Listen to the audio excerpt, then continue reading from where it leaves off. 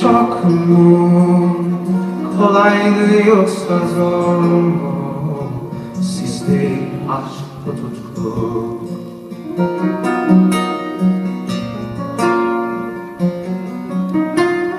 Oldu hani olmazdı sondu, sende gitmek yoktu.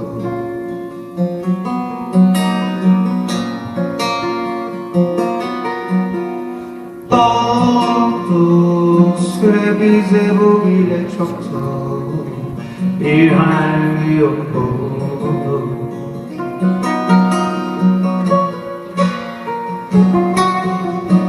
Sus, doğru yalan ne fark eder, bak bir aşk başlamadan böyle biter. Kime kalır, ver gerisi sevdiğimi, bakma git daha ne söylemeli yoksun artık bende, ne acı bitti. Yetti o günler bana yetti, çoktan mutlu gitti.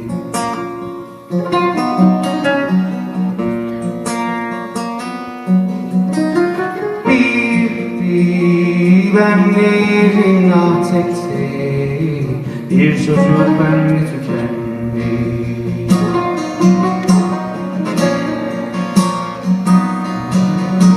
Yeter,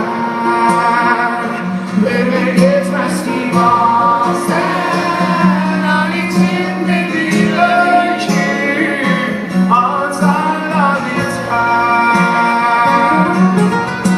Güler yüzüne taktım bir sen, an içindeki türkü dudaktan kalbe düşer.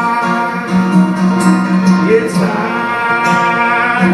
öyle geçmez ki bazen ay içinde bir öykü ağızlarla biter.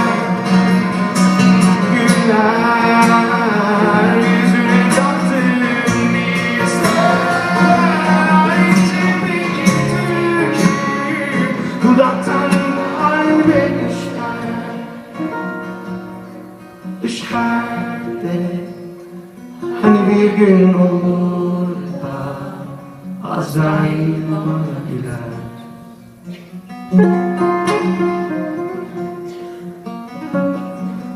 Bir yerde hani bir gün olur da Azrail bana güler.